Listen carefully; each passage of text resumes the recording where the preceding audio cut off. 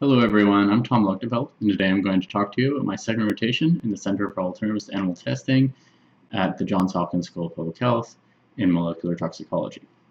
Today we're going to talk about skin sensitization, variable selection, and dose dependence.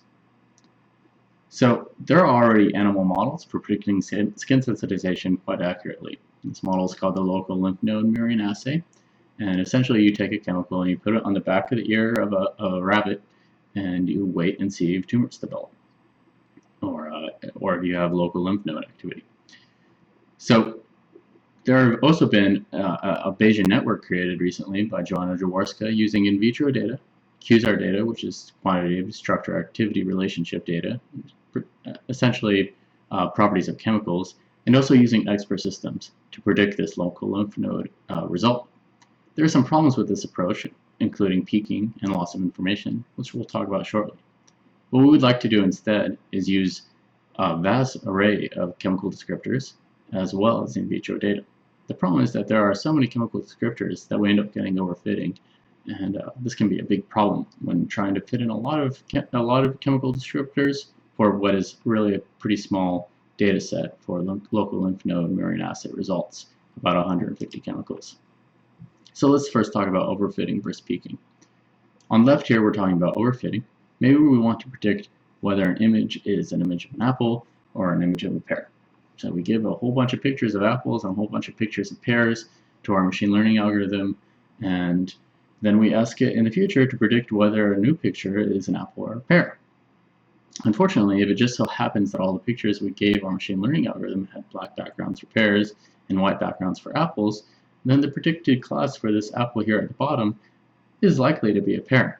And that's because just by chance, when you have many variables, this is the case in image data, if you don't somehow control for that, then you get variables that seem to be very predictive of the result while actually having no relationship.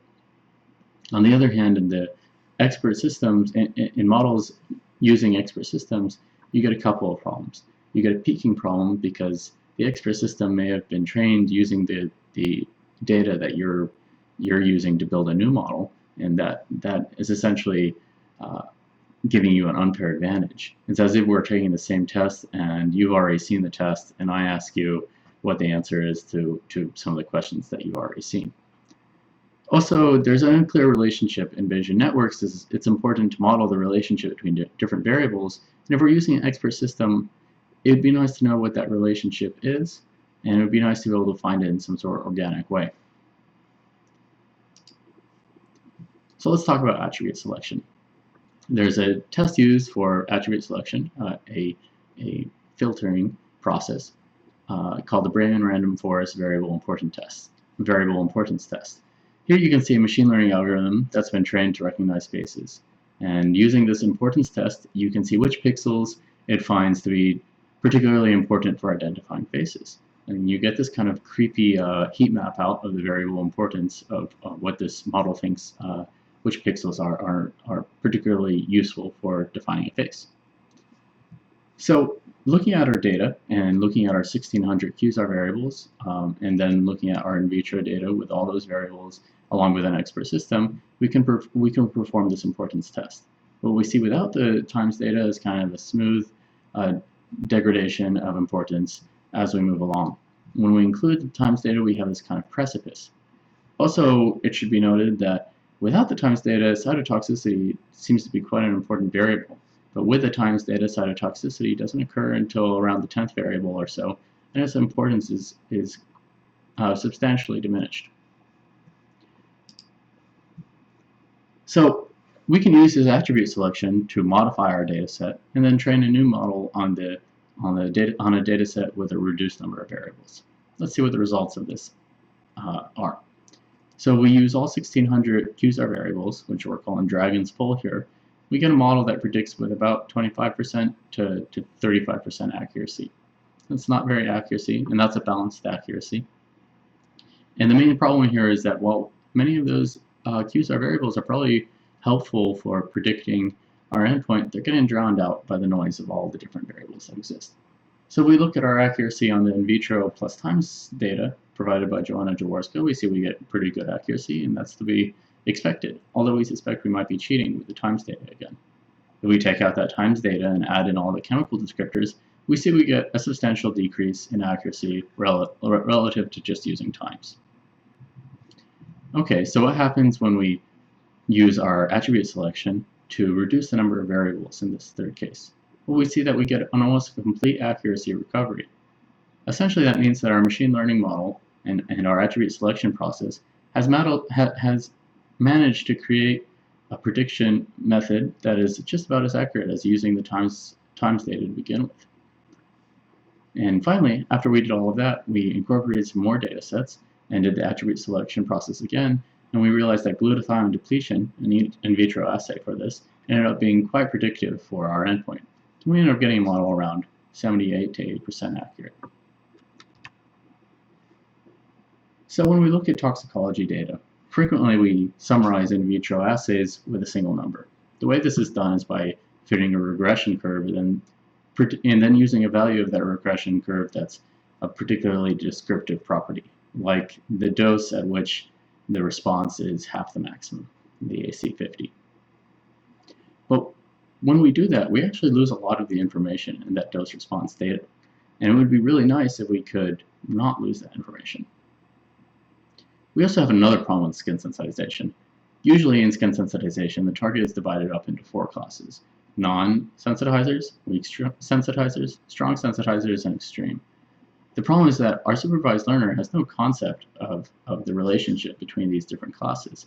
But we know that a chemical that's a non-sensitizer is in some sense closer to being a weak sensitizer than it is to being an extreme sensitizer. Let's see how we can handle that. So we can use meta-learning. And this is just one of many methods we could use. Cost-sensitive classifiers would be another method. Essentially how this works is that we say that we have some sort of a probability that when the actual chemical is non-toxic, that it has a probability of emitting a prediction of toxicity or a prediction of non-toxicity, and the same for a toxic chemical. Now we can take this kind of visualization here and expand it to the case where we have chemicals at multiple doses. And rather than just dealing with a chemical, we can deal with chemical dose pairs. So we can discretize that dose into a 0 level, a 1 level, and a 2 level, and we can say that a non-sensitizer is non-toxic at all 3 of those levels. And we can say that a moderate or a weak sensitizer is only toxic at the highest level, and a moderate sensitizer is toxic at both the first and second level. An extreme sensitizer would be toxic at all the levels. This allows us to incorporate the dose response data once again, particularly when we work in what's called a hidden Markov model. So in a hidden Markov model, we have chemical and dose pairs again, and at each dose, a chemical has a probability of being non-toxic and a probability of being toxic. At each dose, we also have a model that predicts whether that chemical dose pair is toxic or non-toxic. And so we can kind of flip that on its head again and say if a chemical is non-toxic at low dose, it has a probability of emitting a predicted non-toxicity or predicted toxicity. Additionally, we have a transition probability between non-toxic at low dose and toxic at medium dose, or non-toxic at low dose and non-toxic at medium dose. Importantly, we can work in our intuition that if a chemical is toxic at low dose, that it will remain toxic at higher doses. And the way we do that is by saying that if a chemical is toxic at low dose, it has a 100% transition probability to toxic at higher doses. Without getting into the algorithmic details here, we can build a hidden Markov model incorporating these models for prediction at each dose, and we can perhaps smooth out the predictions overall. What does that mean? It means that while our overall accuracy might not improve all that much, we should see less extreme mispredictions. That means that if our model is incorrectly predicting that a non-sensitizer is a non-sensitizer, that it will be less likely to mispredict by a lot. So it will be less likely to predict that non-sensitizer is an extreme sensitizer and more likely to mess up by predicting that it's a weak sensitizer. Let's see if that's what we end up getting. So first off, we should notice that the model accuracies do seem to improve a little bit, particularly in the final case where we've included in vitro data, glutathione depletion, and the attribute selection QSARs. But in all of the cases, we see a substantial decline in the average actual class to predicted class distance. where we would say that the distance between a non-sensitizer and a weak sensitizer is 1, and the distance between a non-sensitizer and an extreme sensitizer is 3.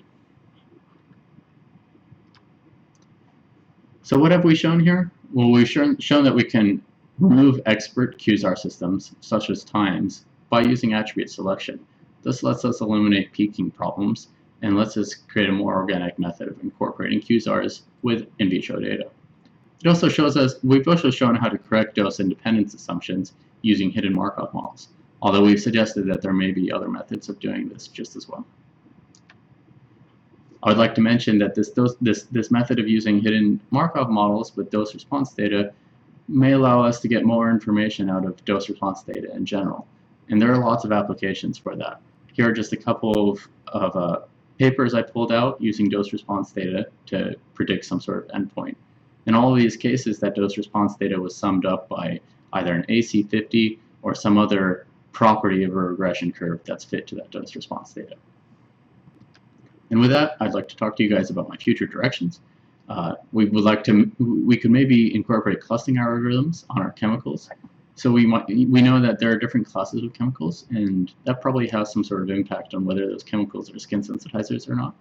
We'd like to revisit the creation of test prioritization using this method, where we say once we have a model, we want to be able to do as few tests as possible while getting as high an accuracy as possible for predicting our endpoint.